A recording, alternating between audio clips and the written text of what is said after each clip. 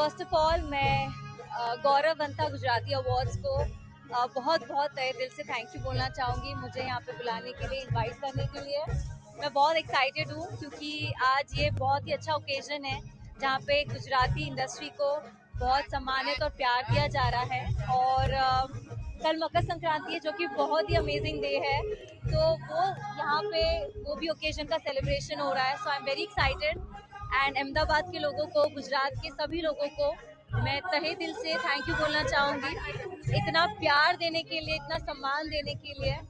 आज उन्हीं की वजह से, उनके ही प्यार की वजह से मैं यहाँ पे हूँ and I am excited to experience the night and let's see how it गोઝ।